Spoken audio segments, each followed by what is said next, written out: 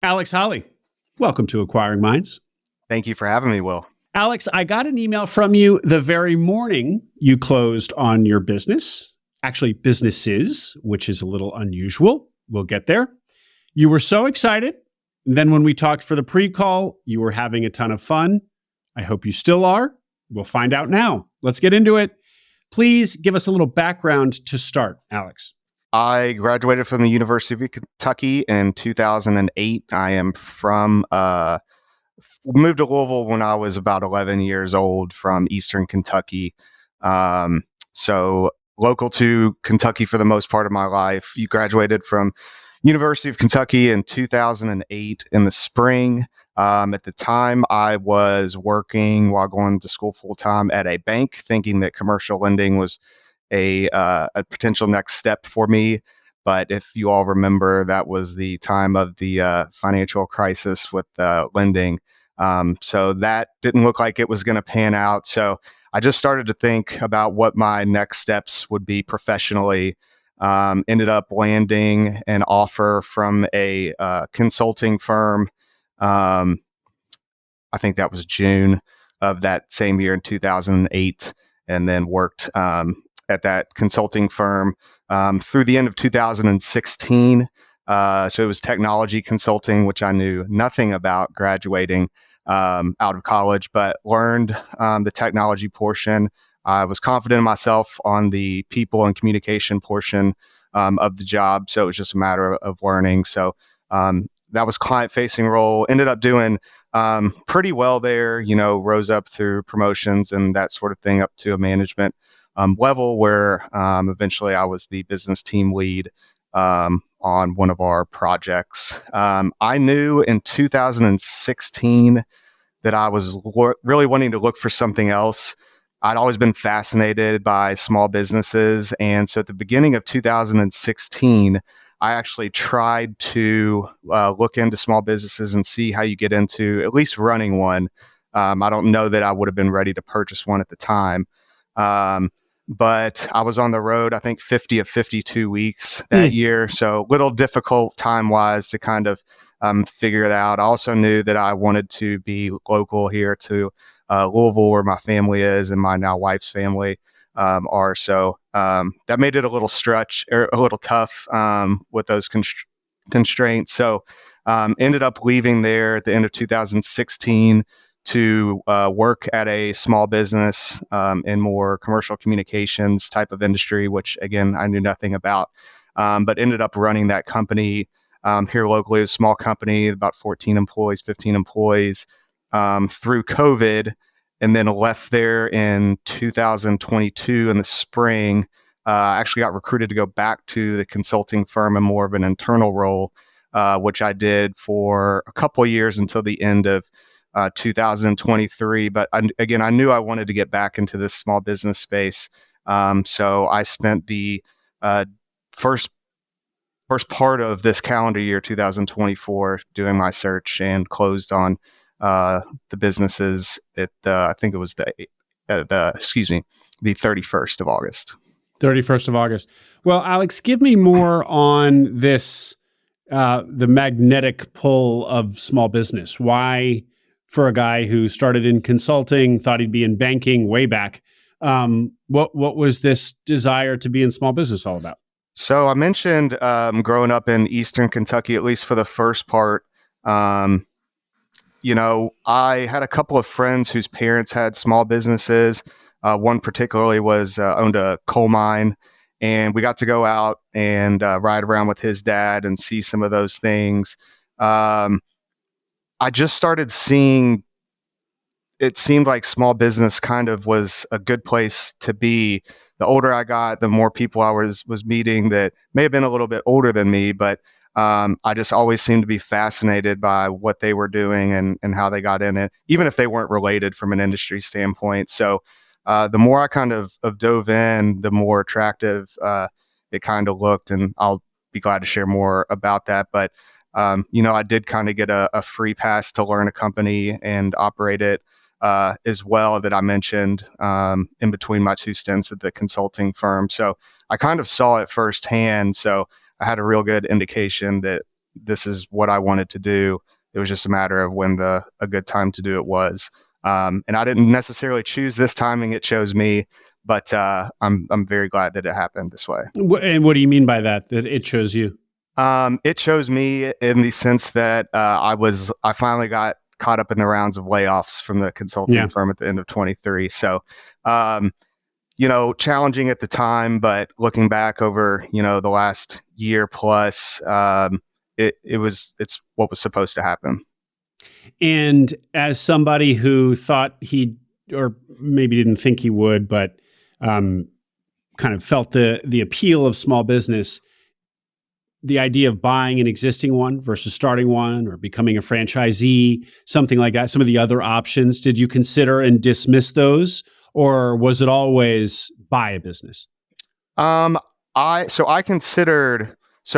a person that I am better at figuring out what I don't like or don't want to do versus figuring out exactly what it is that I want to do.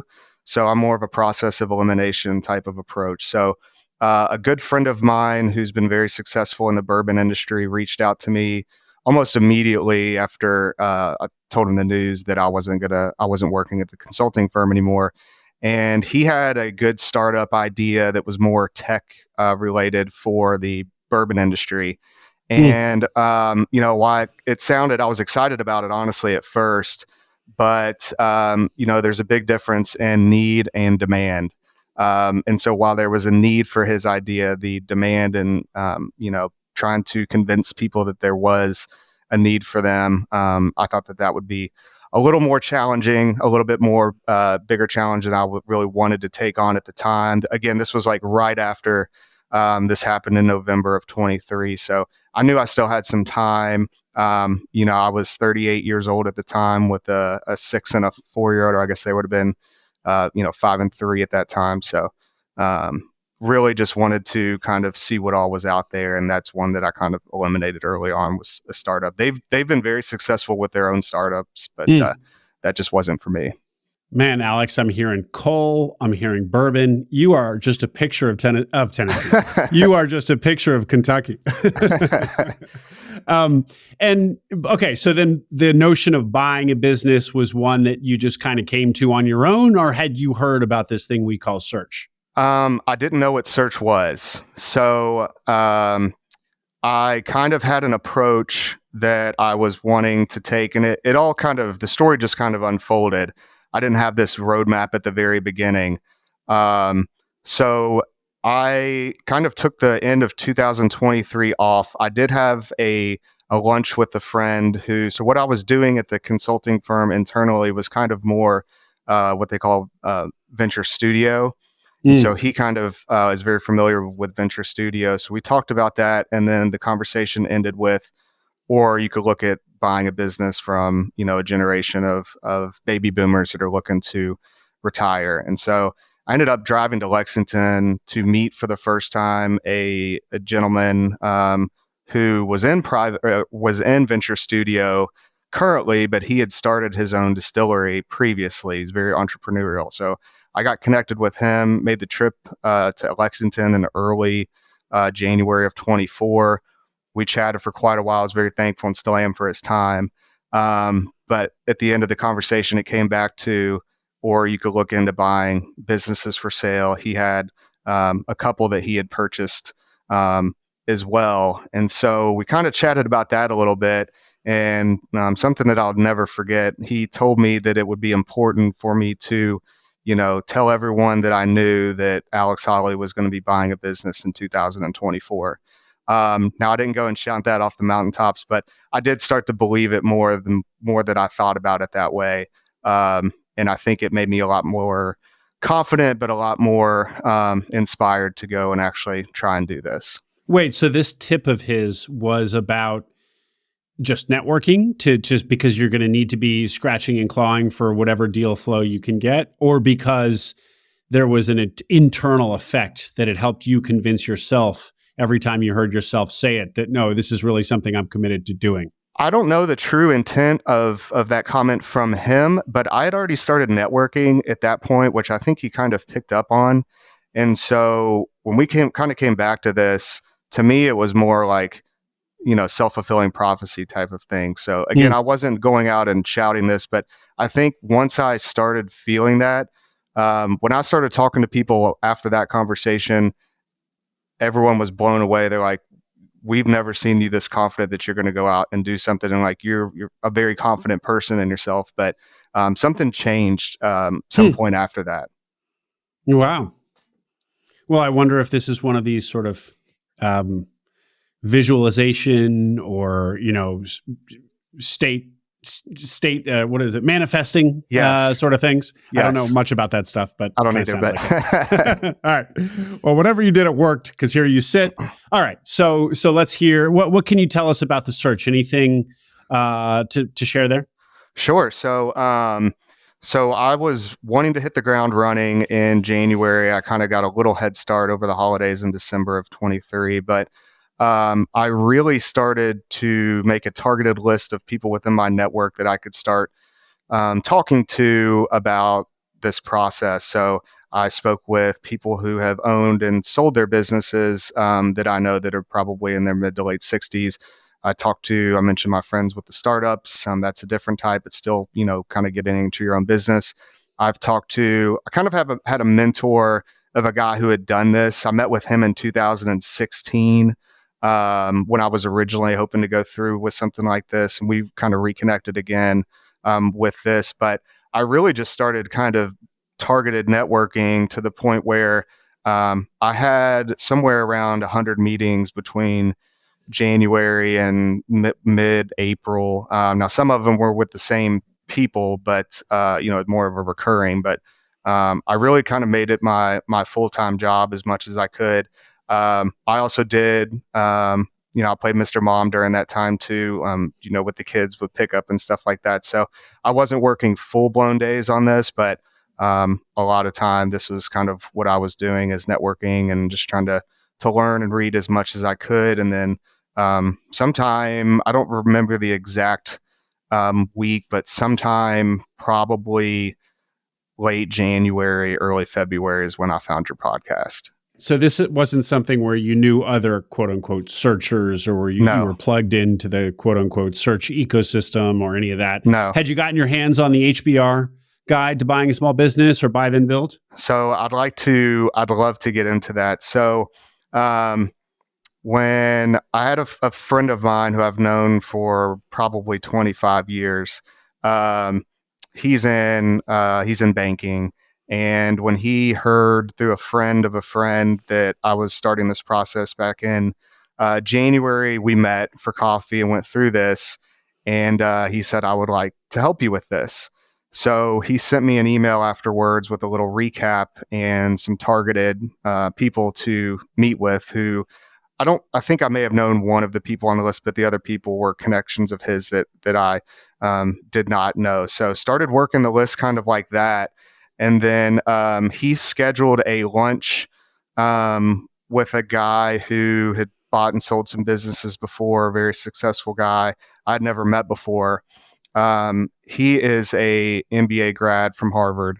And so this would have been in April of 24 when I met with him. We had lunch and we're talking through everything, and he's asking me a bunch of questions. And then at the end of the lunch, he pulls the book out and he says, it doesn't sound like you need to read this book, but you may want to read it for validating what your process is doing. But a lot of what you're doing is in here. So I read it in a day and a half, which validated a lot, helped clarify a few things. I will tell on myself, I'm more of an article reader than carrying around a paperback book. My wife read 103 books in 2024, so we're slightly different. But when I walked in with the book, my son asked if I'd stolen one of my wife's books. I told him I was actually going to be the one reading that one. Well, Alex, one of the core takeaways in that book are the parameters of what to look for in a good business to buy. And we hear them over and over, and I'm always asking guests about them. Recurring revenue, a lot of people kind of point to that. Of course, it's well known in business buying land, but a lot of people point to that book as really influencing them on that. And then, of course, size of business. The Correct. HBR guide really stresses the kind of, I don't know what the number is, but the higher end of 6 figures, low 7 figures of SDE. Had you already had parameters like that? I did. So I kind of learned quickly in January that I wanted to definitely stay out of competing with private equity. So I was kind of looking more in the 1.5 and below range. Probably not even up to the 1.5 ideally, but that's kind of where I was trying to focus, was kind of in that range, just to stay a little bit smaller.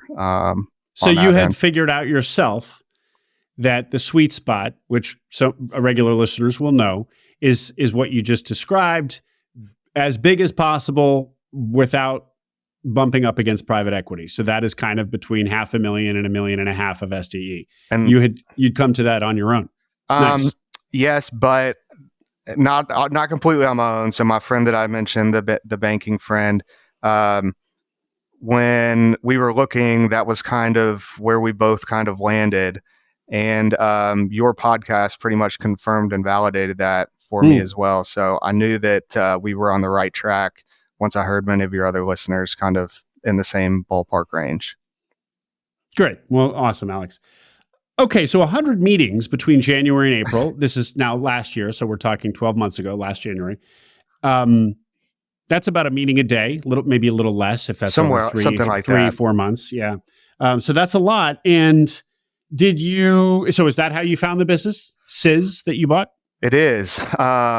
So at that same lunch with the Harvard Business Review book, that gentleman said that he had a goal that ended up being more of a monthly goal, but he was trying to make it weekly, where he would have coffee with somebody he didn't know once a week or once a month, whatever his time frame was able to be. And unbeknownst to me, that's kind of what I was doing, maybe a little bit more than that because I had the time. But a lot of my meetings were people that I either had not met before or I very loosely know through a connection. And that part was really, really fun in the search, just getting to hear other perspectives and learn from people that I hadn't met before and stay connected, that sort of thing. So those numbers are about right. I'd have busier days than others. Typically, people don't want to meet with you on a Monday morning. But that was about it. I mean, I kept a pretty full schedule. I would kind of panic on a Friday if I didn't have a fairly full schedule for the following week. So I did a lot of making sure that all that was set and squared away. I was trying to be as proactive as I could. It's that it sounds like you're treating your networking meetings as your pipeline, if you will. 100%. Versus traditional deal flow, which is actual SIMs or listings that you're looking at. Or am I wrong? Were you looking at biz buy sell? Were you subscribed to the local Louisville broker lists and so on? That as well, I assume. This all happened pretty quickly. So Louisville is very network based. So you can learn a lot and hear a lot about what's going on through people versus like cold calling or anything like that. And I know there's a lot of other cities or maybe smaller towns around here where your listeners have been able to do that too. But honestly, through that first email, this wasn't my first attempt, but we got in contact with somebody who suggested that we meet with a broker, and that broker just happened to be representing the person that I purchased the businesses from. So what'd you find, Alex? What did this broker present you with? So he had a couple. He had, I believe, a lumber distribution. He had this one, and there was another one that I think I had found him a different way, but honestly, I got this one and was looking through the SIM, and as soon as I saw the names, it's a pretty powerful name in the waterproofing and foundation repair industry here in town. So I was blown away by the name to start. And then when I started looking at the financials, and then knowing that, Gen AI is not going to change what, this company does, I immediately was very interested.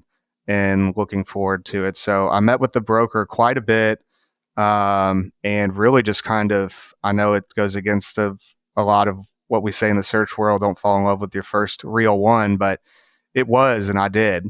And I was all in. Had you been a customer of the business? Because I for a name to be big in waterproofing and foundation repair, I assume you would have had to have been a customer at some point. I couldn't tell you locally here who's the big name in foundation repair. So before a good friend of mine and I both got married, I owned a house that he lived in, especially while I was traveling. So we were roommates. And so I was having a little bit of water come in through one of the foundation walls, and his parents lived just down the street from us. So we went over there because he wanted to show me what they would do if, I ever wanted to move forward with it. And it was a B-dry system. So he showed me that. So that was my first real experience with that. And then it was I just noticed a lot of times whenever someone would, all my friends were talking about first time homes and, all the problems, especially the older homes. And, that would come up from time to time, and that was kind of thrown around. So I wouldn't say I knew everything about it, because I definitely did not, but the name I for sure recognized. But it jumped off the page at you. Wow, this brand. That would be really appealing.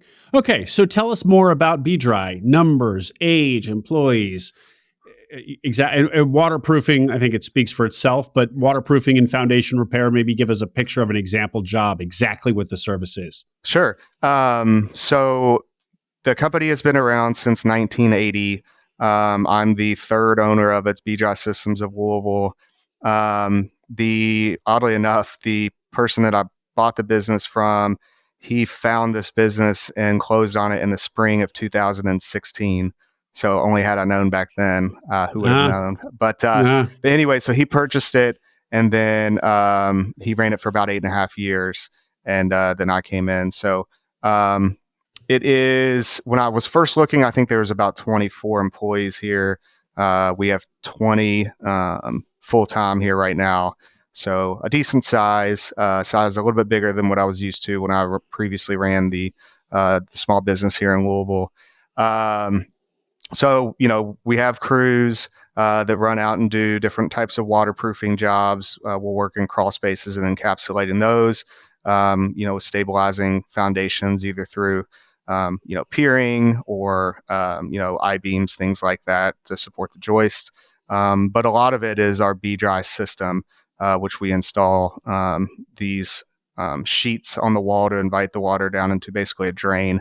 Where we drain it into the sump pump and discharge out of the house. So that's kind of the bread and butter of the waterproofing work that we do. But we do some different services that the previous owner had added, like some yard drainage, things like that, had added on to, because it was strictly waterproofing, I think, when he bought it. But he did add some different services. We do egress windows, which are your big windows where you can, exit the basement, and we do basement windows as well.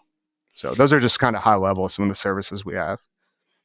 And I'm hearing the B-Dry system. Is that just, are you just kind of throwing that around, or is there actually kind of a proprietary system that you guys have developed? So B-Dry used to be, it was founded in 1958, I believe.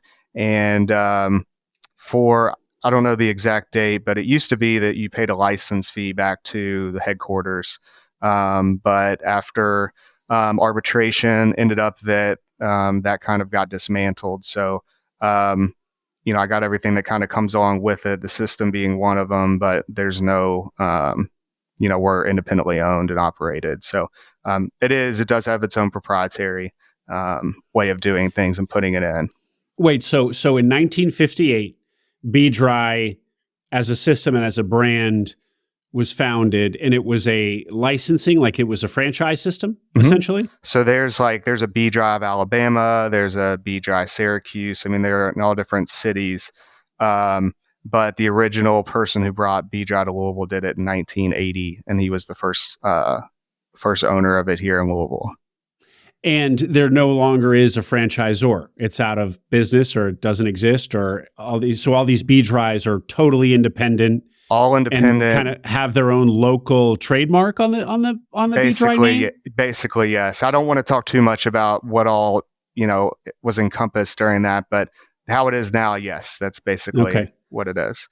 Well, I'm picking at it because it's unusual and it's kind of interesting, but I have to ask, you would wonder if there's some legal diligence that would need to happen there during your acquisition to make sure that you're not somehow vulnerable with the brand, or one of these other B-Dries is going to try to claim that they own the name, or somebody, it just, don't know what you don't know. So is that something that you worried about in diligence, or is this kind of ancient history and you're not that worried about it? I was worried about it. I wouldn't say that it was on the top of my list, but enter my M&A attorney, who kind of did some digging on some of that, was kind of some reassurance as well. And just kind of, we laid out what all the risks were. And so at the end of the day, we figured the rewards outweighed the risks. Okay. All right. But it sounds like there's stuff there that you don't want to touch publicly. Nope. Okay. I'm intrigued, but we'll leave it there. All right. And I'm noticing your sweatshirt. It's got the B-Dry logo and the Ramjack logo. I have teased that you bought 2 businesses. Yes. And you've actually already kind of mentioned that without mentioning it, the foundation stabilization. What is the 2 businesses, the 2 brands all about? So the Ramjack is a franchise. I wouldn't say it's that dissimilar. Just so you have, like, we were at Ramjack of Louisville. They have them in different locations in Texas, South Carolina, things like that. But we basically use their patent pending steel for their piers for foundation, or to raise foundation of homes, is kind of what that part of the company is. So, we operate as one. We have different employees that, are either certified or more knowledgeable about different parts of the 2 businesses, as far as crew members and leaders go.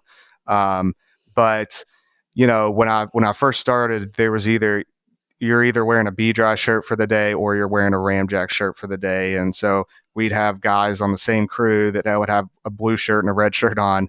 And so we were in need of some new uniforms for the crew guys as well. They had a lot of, just cut up sweatshirts and t-shirts and just needed a little refresh. So our VP and I talked, and I just kind of gave her maybe some ideas that I had, and she kind of ran with getting a design. So showed the guys the proof, and they fell in love with it. So we just decided to go ahead and double down on the logos. And our trucks, it has the B-Dry on the driver's side and then the Ramjack logo on the passenger side. So we were already kind of doing that. It just made sense to me to mentally, unify everything. And you can't you can't choose one of the 2 brands because they offer different services. That's I guess correct. Ramjack, you have a franchisee agreement anyway, so you can't just untangle that at a whim. That's correct. And the Ramjack portion's good too, because, they have a headquarters, and when we're looking at different bids or proposals that we're looking at, we can get, a second opinion from them in headquarters on what we're proposing. So that's been very helpful. I love that setup as well when I was kind of looking into this. So it just seemed like, we were able to offer a lot more services with both of the companies combined. And they were also being sold together. So it was either both or none. So I kind of had to make a decision if that's something I was willing to take on. And obviously the answer was yes. Yeah. And was it the previous owner of B-Dry who had started the Ramjack territory, or had he also bought the pair as a pair? He had bought B-Dry only. It was and that was 2016. Sometime in 2018, I believe, is when he got the Ramjack franchise here. Okay. So he chose to start a new franchise, and we presume that he thought he could, with all of his B-Dry customers, where your waterproofing, which happens at the ground level or below ground, what's the phrase? Below grade. Below grade, yes. that he could cross sell, right? He could introduce a new service. Often these sorts of synergies are better in theory than they are in practice, but it seems like he's made it work, that he's grown the Ramjack franchise, presumably based on his B-Dry business, that in fact they do feed each other, the two sides of the business. How's it work? They do. So he did a really good job of adding services to B-Dry after he purchased the company. So it was strictly waterproofing, none of the egress, none of the yard drainage, that sort of stuff. So he was looking into what else he could do, and was looking to add the Ramjack franchise here, which he ended up doing. And the way he explained it to me kind of early on when I met him was, when it's raining outside, that's going to end up getting work for the B-Dry side of the company. But when it's dry or a drought, the dirt pulls in the ground, pulls back from the foundation, allowing it to settle a little bit. So to stabilize that, or even jack, the foundation up, that's where the Ramjack portion comes in. Oh, so, very clever. So he strategically chose something that was counter to the cycle that his existing business suffered. So he has this kind of smoothed out revenue pattern, and the way he's assembled these two lines of business. Yes, it's still very weather dependent, but he's captured kind of all the different types of weather, adding the services that Ramjack does. Mm-hmm. So when I looked at the P&Ls for the first time, monthly anyways, that's kind of what I noticed, is you're still going to have some of your bigger months and lower months, but there wasn't, the huge roller coaster rides from month to month. It was a little bit more, I'd say a baby version of a roller coaster with smaller ups and downs. And we also assume that he can basically turn on his crews to Ramjack. If they can do the same crew, the same people, if they're doing waterproofing, they can learn how to do foundation stabilization. So yes. He's already got the people in place, sort of thing. When he envisioned launching this. Yes, and there was a certification process involved. I don't know all the backstory, but I think there was a Ramjack in Louisville already, where the previous owner, I don't know what happened there, but was either looking to get out of it or whatever. So that's when the opportunity came up. Gotcha. So I don't know if he inherited some of the certified people to come along, but he at some point got some of the certifications from some of his B-Dry people too, who we use. Gotcha. Great. Well, I wanted to understand that, just because it is kind of unusual to have this package, not to have a package that's being sold, but that these businesses kind of live under the same roof, but different brands. Can you tell us some numbers around how much these businesses generate and earn? Yes. So I need to be a little vague, but around the 5-year rolling average, little north of, I'd say the average was probably 4.5 revenue. And then so this is when I really stopped looking at EBITDA and started focusing more on SDE. The SDE was fairly healthy. I'd say it was probably in the 5-year rolling average, probably in the 20% of revenue, somewhere in there. Okay. So that's north of 800. Somewhere in there. When you said that this really highlighted the difference between EBITDA and SDE for you, what did you mean? I think I was so early on trying to educate myself on EBITDA, and I had really not paid a ton of attention to SDE until it kind of came to life with this one. And so I started, I was already engaged with the lender. So I kind of knew what type of rates and terms we might be looking at. So I started running numbers, and that SDE number was what I was using to kind of flesh out if this would work from a financial standpoint or not. So that's when I really started kind of focusing on those numbers as well. I mentioned my banking friend. So he's a partner in this with me, a small behind the scenes partner. But he really helped kind of flesh out a lot of these financials with me. And those are just kind of, to be consistent, the numbers we started looking at. Mm-hmm, mm-hmm. And so it was important to you to think SDE because you saw earnings of the business, and you needed to be very clear about how much you'd pay yourself out of that final earnings number. So if it's 800 or 850 and you want to pay yourself X, you really, the true earnings of the business are going to be, 850 minus X sort of thing. My whole goal was to make sure I could pay myself basically what, my wife and I would need just to kind of maintain. And then my real goal was to pay down the debt at an accelerated fashion, if possible, if it works out that way. I mean, I'm 20 weeks in, so I can't say that that's 100% going to happen or not. But that was kind of my goal early on, was looking to see, all right, how fast could we pay off the business notes and get that out from under our head? Because then that's kind of the real, especially at my age now, I guess kind of the real goal is to get to that point to where the debt is off of our heads. And that's kind of what we're focusing on. So that's the mindset I've had. And that's me personally as well coming into it. So it wasn't always, how much can I have left over to pay myself? It was a lot of like, this is a long-term play for me. I want to see what the numbers could potentially show for that. So you're, to the extent that you're sort of underpaying yourself, maybe it's a salary, you're not taking as much out for your own self, for yourself, for your family as you could.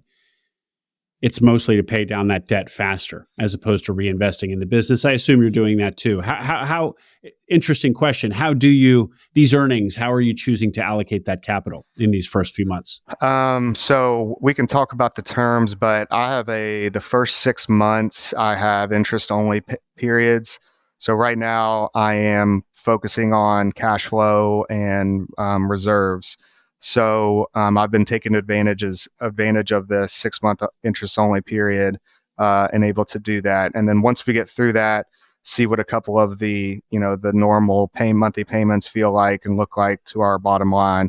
Then I think we can really know how we're going to approach all of this. We've got a list of some things that we could invest in. I've also got a list of some equipment that we can sell.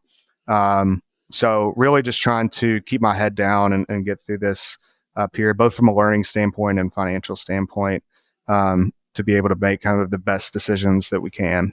Well, we're going to turn our attention to how the transition has gone and what you've learned as new owner operator here in a minute. But are you paying yourself what you paid yourself, the salary that you were earning in your previous life, or not yet?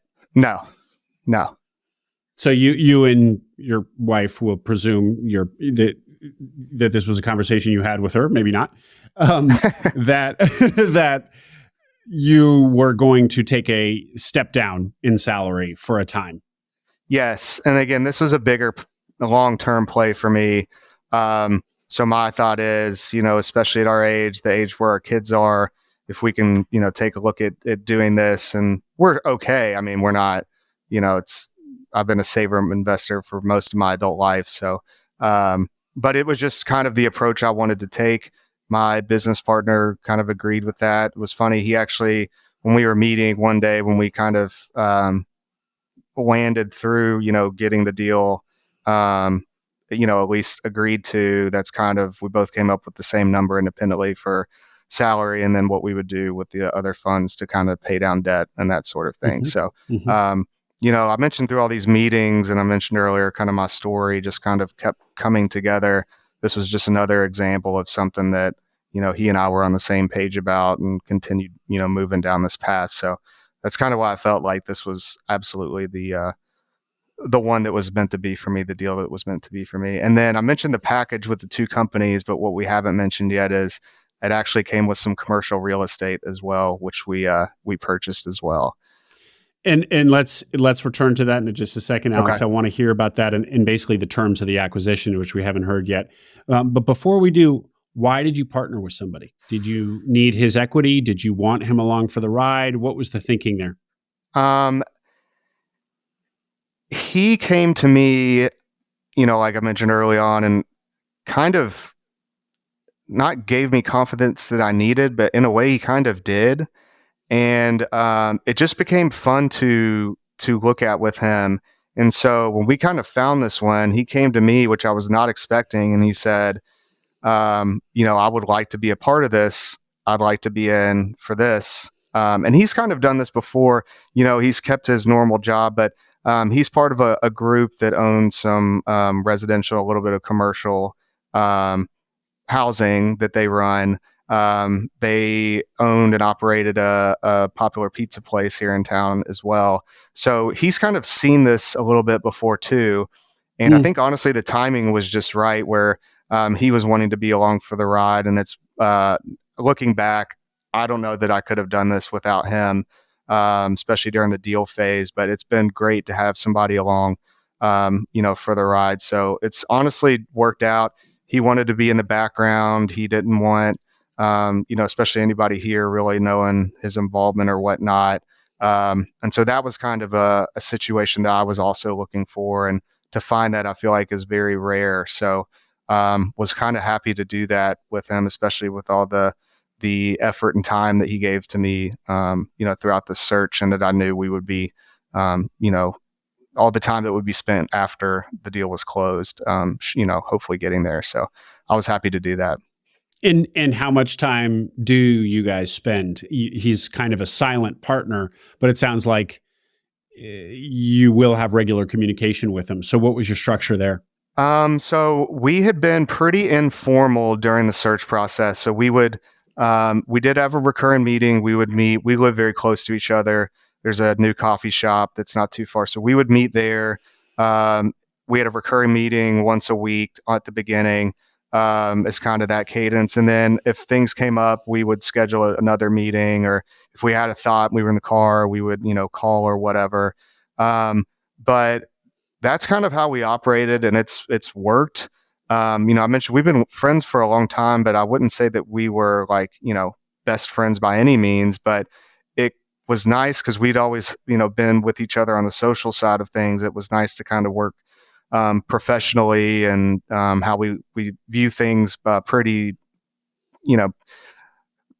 we're very well aligned, I would say. Mm-hmm. And so it's just worked for us. We've met with another group out of a different state that's kind of doing the same thing that we're doing for like a long term vision or potential vision. And they're a much more formal structured, which probably works for their setup. But, we were talking a little bit recently how we like the kind of informal structure that we have because, he does see financials. So I think that's a comfort thing. A lot of our conversation is me trying to teach him what has happened here and how that's affecting or impacting the financials that he's seeing. I was texting him right before this call. I mean, we text quite a bit, almost every day. We try to leave each other alone in the evenings and weekends, but it's been really, really fun. And I'm not going to say his name, but I'm very thankful that this is where we are. And can you share if you guys are 50-50 or what the split is? 90 me, and then through his group and himself individually, they're the remaining 10 of the operating companies.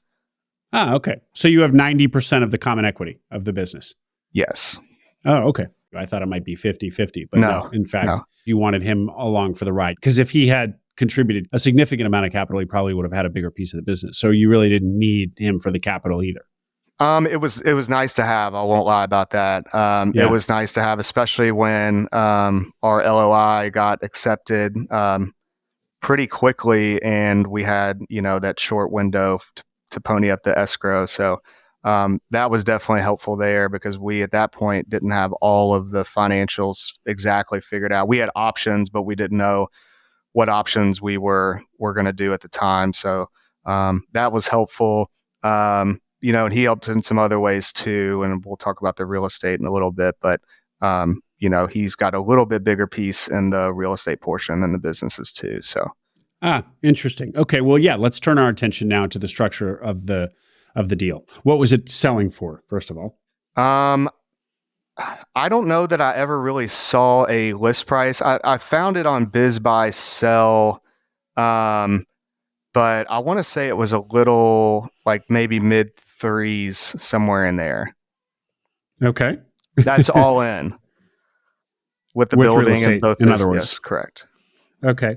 And so I'm going to operate under the, you had said that kind of the 5-year average was 20-ish% on 4.5 million. So I'm just going to, for easy math, call it $800 in earnings pretty roughly. So how much was the real estate worth? I'm trying to back into the multiple here. So, what we did was, I kind of got to know the seller through this process, and I had met with a few other people who had sold companies before, and I kind of had learned that learning what the seller's appetite is a pretty big part of the deal. Some people, like one guy, his scenario was he paid the guy out over 10 years, and it was a good chunk every year. This one, I got the sense that it just needed to be a done deal, get him paid out and move on. So we just basically, I'd met with his broker individually quite a decent amount too, just to try to get some feelers out there. And we just made him an offer total. We didn't really break it up by what we're offering for each. We figured the bank was going to appraise the property. They were going to tell us what it was worth anyways. We just had to guess. And then that way we would back into what each of the businesses combined were going to be. And then obviously at some point we'd have to break those out into what we're paying for each for the bank. But we did. He removed a couple of, I had a template LOI that I got and reviewed and made some updates, made him an offer, and he came back and took out a couple of the things that weren't applicable. And we sent it back and he accepted. And Alex, how did you arrive at that number that you offered him? So we looked at the businesses, we looked at the SDE. I was trying to do some research in the industries and size as well about what the multiples typically were. I had some friends in commercial real estate, so I kind of had a couple of calls with them about the property, just to kind of see what their opinion was on, what its value might be. I think it had been somebody had made him an offer on just the building previously, and I knew what that number was, so I kind of had an idea. And early on in the process, we had learned through the SBA that if the building is worth 51% or more, you can amortize it over a longer period. So at one point that was in consideration. But we were really close, but it was a little bit less than half of what the total deal was. We thought we knew what the businesses were. It came to a nice flat number, and that was the number that we offered. Okay. And I'm getting the feeling you don't want to say what that number is. I don't. It is south of, and I don't know what the exact listing is, but I think it was somewhere around there, and it was not that. But I think it got him what he was hoping to get, is the sense I got, especially with really no back and forth on it. You got a separate loan, a completely separate loan for the real estate. So Yes. It was 2 transactions, one for the businesses, one for the real estate? We did it. So closing, my hand was worn out after closing, but so we did one note on B Dry. So I created an entity that purchased B Dry. We did one note for Ramjack. So I created a separate entity that bought Ramjack. And then on the building, we did 2 notes. We did originally like a bridge loan, and then that ended up being a 504 loan. And because the SBA was doing the 504, they were able to take on a little bit more risk of their portion of the building, which helped us from a rate standpoint. So we had the 4 notes basically, and then we also have a line of credit for the B Dry, and then a line of credit for Ramjack. So we have 6 debt facilities all in all. And that was our thought, was the lines of credit would be kind of more working capital at the beginning if we needed it. So that was the reason why we wanted to do that, which we haven't used it, but that was kind of the rationale. Now, turning our attention back to the businesses, so they are in fact 2 different businesses, even though they operate kind of in the same space, same crew, same everything, but 2 sets of books. Yep, 2 sets of books, and now 2 entities, probably 2 entities before. Yes, 2 entities. He had them in 2 entities. I did the same thing. The building is in its own entity. We run them off the books, or we run them separately on the books. But as far as operationally, other than, needing a certified person on some of the ramjack stuff, the crew guys can go on either one. It's the crew leader that we have to have. But yeah, I mean, we've got the guy who does a lot of the ramjack stuff. He does waterproofing on the bead drop portion or whatnot. So really, it's more like capabilities and different, services that we offer versus like having two, absolute separate businesses and entities. So that's kind of how it operates. We have different websites. I mean, we have different kind of marketing for each one. But as far as like the actual operation, that's what it looks like. Let's turn our attention now, just as we start to wrap up, to what it's been like as owner operator of this business. This is your second stint now in small business land. As you said, this is a somewhat bigger business than the one you had experience running in the 2016-ish range. So how's it going? What do you think? I'm having a blast. Good. I'm loving it. It has been a great learning experience. The team has been fantastic. It's been very important to me to come in and kind of learn them and what they do, as it is to actually learn the business itself. I really didn't know a whole lot about this business, in this industry, but I've had to basically learn, different industries and things my whole career. So that part didn't scare me. If anything, it's a challenge that I'd wanted to tackle.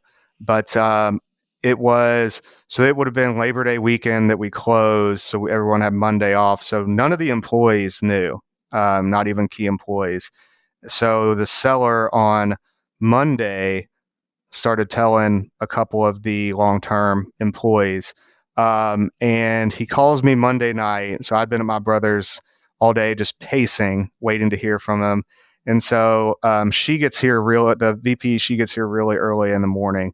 And he said, I think she's going to be worried. I think it'd be really good if you went in early before anyone else gets in and just had a one-on-one with her. So that Tuesday morning, I got here at about 6:30 in the morning, and we talked for about 30 minutes, and I could tell she was terrified. But I just kind of let her know that everything was going to be okay. She wasn't going to lose her job. We ended up going to lunch that day. And I don't recall if it was that day or the next day. That week as a whole blur, but she ended up giving me a hug just in thanking me. So that was Fantastic. good. I did my so I talked to her, and then went out and talked to the crew leaders. They do a morning, and we still do a meeting every morning at 7:15, and we told the crew leaders there. And then our VP, she got everybody together back in the shop in the warehouse.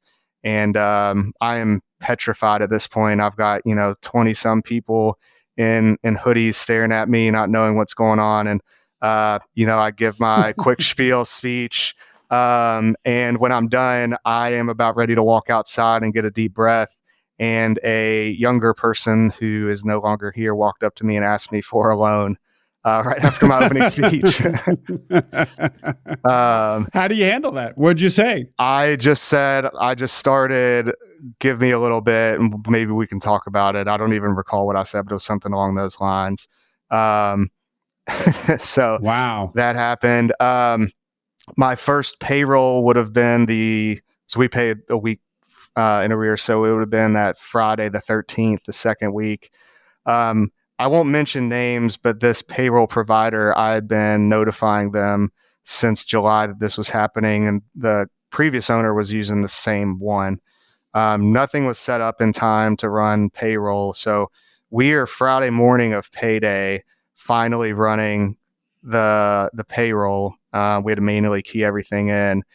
And I had been transparent with everybody up until, through that point, and just saying, look, I'm working on this. This could happen.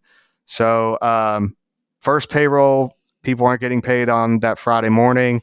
I offered everyone a paper check before they left if they wanted it. This was early. This was first thing in the morning. They said, no, we want to trust you. So we trusted this will work out. So we're all coming back to the shop. I'd been out with the crew that day. I was terrified it's about 4 o'clock and we start texting around and everybody's direct deposit was starting to hit their bank accounts. So good. That was terrifying at the time, but I also think that may have helped a little bit in the sense that I was willing to work through that for them.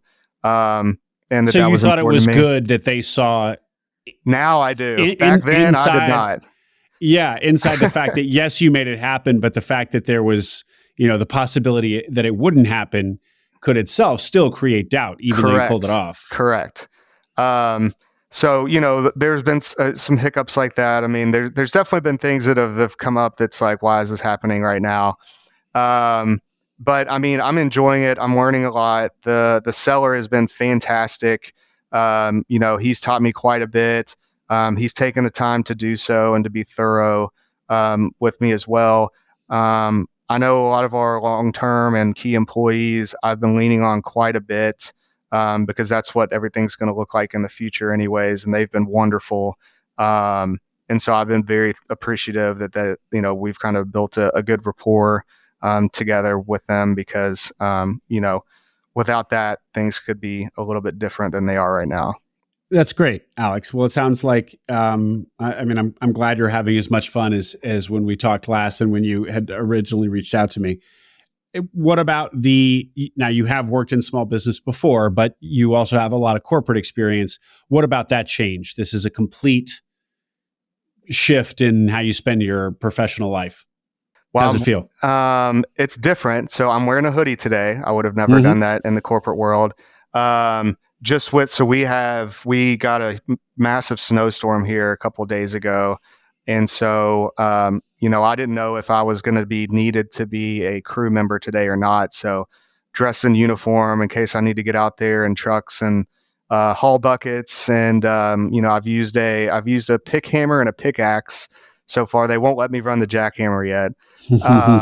But it's been fun in that aspect, just kind of getting out there and working, with the guys, just because I'm a learner by doing. One story I'll share with you was Halloween week. And most of the crew leaders are roughly my age, and we, our kids are somewhat in the same age range. And it was a longer job. It was going to take a few days to do, and we were running into some issues. And the crew leader the day before Halloween was just like really worried that he wasn't going to be able to be done in time for trick-or-treating. I mean, we start, fairly early in the morning, and typically 4:30, everybody's done and gone for the day, but this one was going to take longer. And so he was worried about not getting his kids to trick or treat. So I walk in Halloween morning with a t-shirt and a hat on, and they don't recognize me. And they walk to the back where I walked. I walked straight in. I didn't say a word to anybody.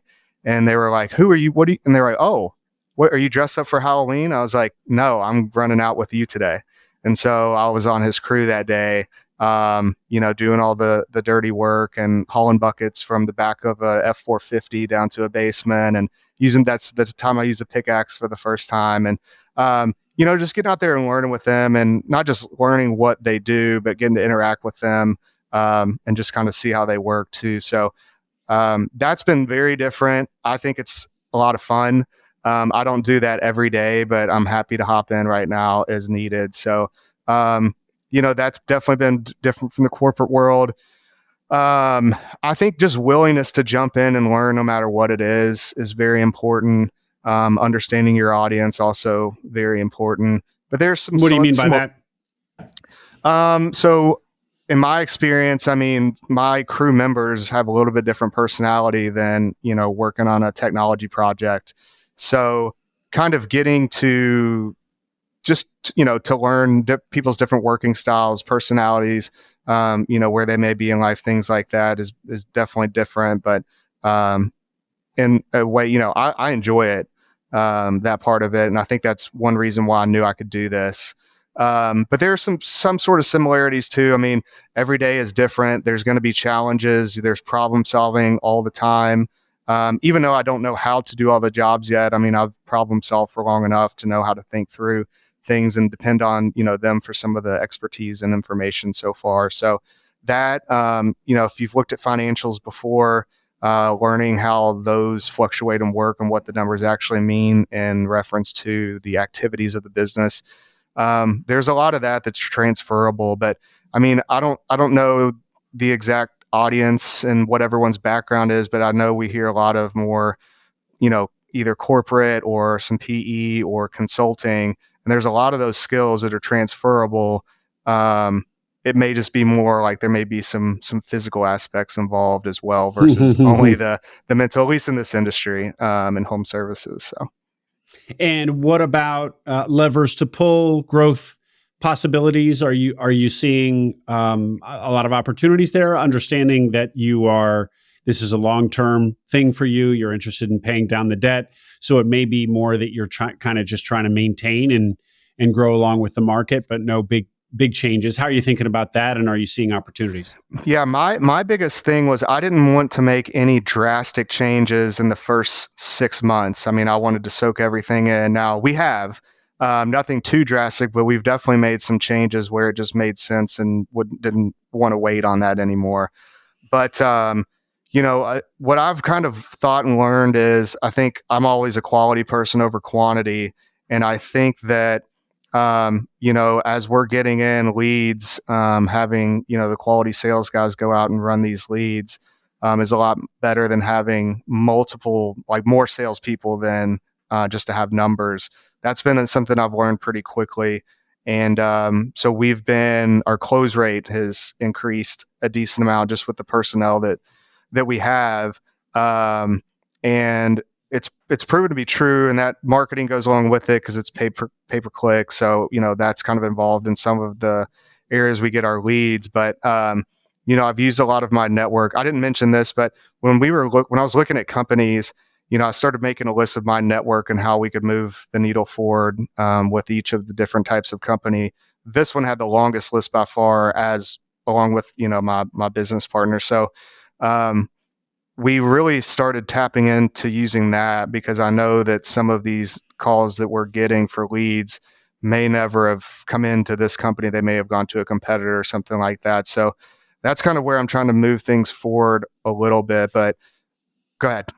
Well, what do you mean, Alex? That you're talking to your network that you now own this business? I think you're getting inbound from people in your network as opposed to just Google. I think what I'm mumbling about is instead of trying to come in and change a bunch of services so far, utilize what we have, but grab a bigger market share and how to do that. And so that's kind of where I've focused on some right now. I still don't think I'm all the way there to be able to do it kind of on more of a full time, but it has been something I've been working on kind of diligently. But I mean, we're doing well so far. We did have the big rain that I mentioned. We've had a lot of rain recently, but November was our highest sales month of all of 2024. And I believe if I've seen all the final numbers, that December would have been second. So wow. I think we're doing the right thing now. We don't get paid until we get work in the ground, so that's something that we're working through where we may need to grow a little bit there, but we'll get that figured out for sure. But if you have a busy month, November and December, you said you get paid often within a few days of doing the job. Those are the sale. So that's a sale. So then we'll have to schedule going out and doing the installation and the work, which we're booked out, several weeks now. So we don't get paid on the number that you see for November and December until we actually put it in the ground. So it's a good thing to be booked out, but again, just learning with what numbers mean for different activities and actions of the business. That's been something I've tried to pay attention to quite a bit. Anything to share about this industry, about foundation stabilization and waterproofing? I mean, is it fair to say that it's a project-based, construction business? Very much construction, but it's not a nice to have, it's a need to have. People are calling you because there's a leak. People are calling you because there's a foundational issue. So that's good. I imagine there's a pretty high conversion rate.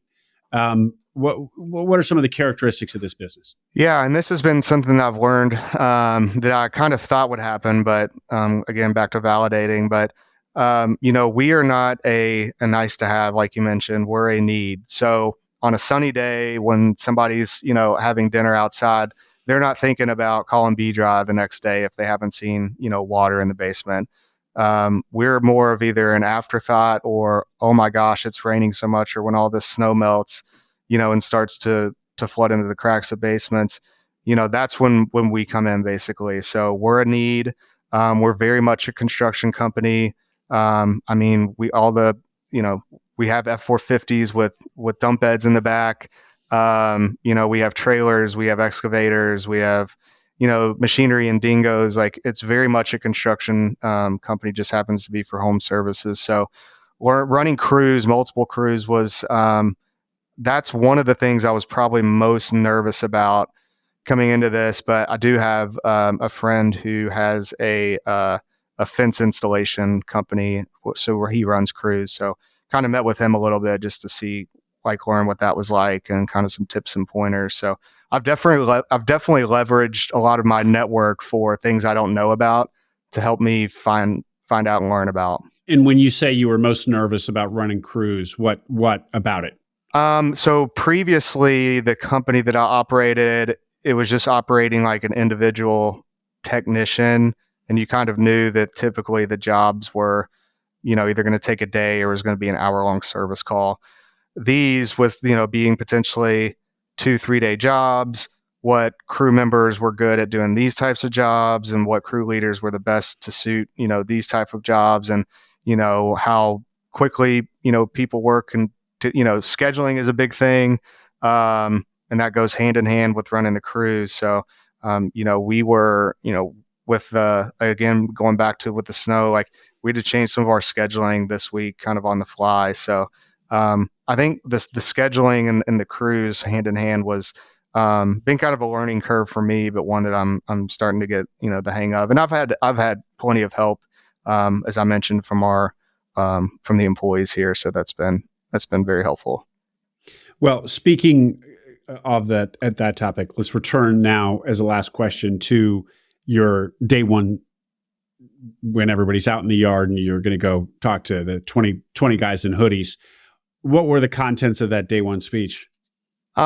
Basically, I wanted them to know that, I was not some big group or anything like that. I wasn't looking to cut jobs.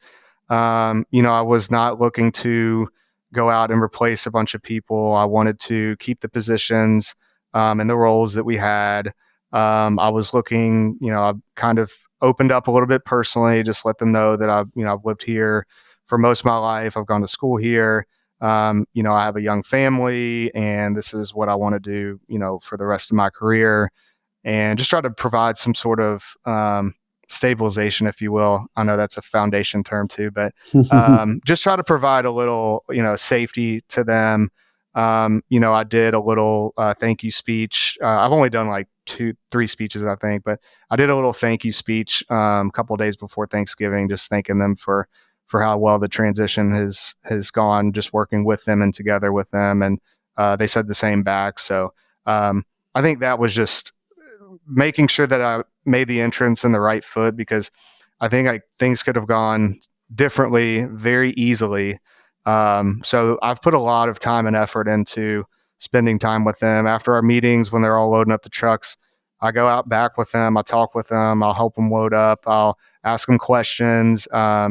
And while I might be annoyed them some days, I know that for the most part, they appreciate it and like that I'm interested in them and interested in the job and the work and excited about it. So I've gotten some comments on, my positive attitude and how that's kind of changed how they go about things as well. So I just wanted to make an impact like that. And I think so far, mission accomplished on that, but still a long way to go.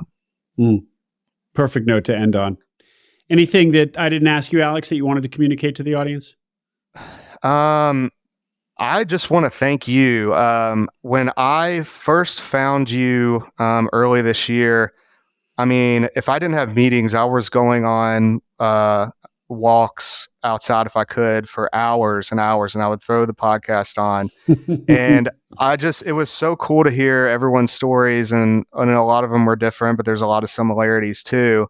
And so to everybody who's been on here, just thanks for sharing your story. And thank you big time, Will. It's it's been very, very beneficial, just kind of knowing that one, other people have done it, but two, just kind of hearing the different stories. And personally, I really didn't think that I wanted to come on here, but after talking to you, and if this helps anybody, I'm glad that I've spent the time to do this. Well, we thank you for doing it, Alex, and thank you also for thanking the guests, because whenever I get a thank you, it's really, people like you who choose to come on here, maybe despite their first reflex, and especially how much everybody shares. Like it's really all about your and everybody else's willingness to get up here on stage and do this that makes it all possible. So turn it back to you, Alex, and thank you for saying yes. I do want to share one. I'm going to tell on myself. Yeah. So the first week I mentioned was a blur, and so we didn't really change any systems or anything. So I'm getting set up in QuickBooks by the guy I bought the company from, and we're like rushing through all this because it's a short week. We're trying to get 5 days of work in and 4 in that week.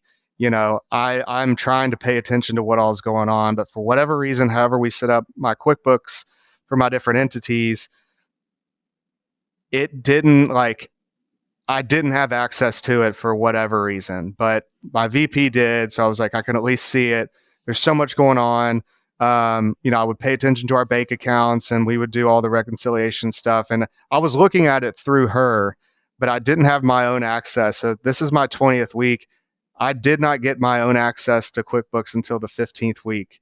And so I would not let myself come on here, nor would my partner, until we got that. So I wouldn't recommend that. I wasn't totally naive and in the dark, but yeah, I wanted to tell myself there's a few of those from time to time. Well, you say this with a smile, and it's kind of a funny story, Alex, which it actually sounds really stressful. So your reputation around the office for having a positive attitude, I'm totally seeing here, first person. Great. And if people want to reach out, Alex, LinkedIn, email, LinkedIn, what do you absolutely. like? LinkedIn Okay. would be best. I don't do the personal email as much as I probably should these days. So LinkedIn would absolutely be the best. Super. We'll have a link to that. Alex Holley, thank you very much, sir. Thanks for coming on, and congratulations. Thank you very much. Thanks for having me. I hope you enjoyed that interview. Make sure you subscribe to the Acquiring Minds channel below. We are now publishing twice a week, so tons of new interviews and stories to come. Stories that will help you along your own path to acquiring a business.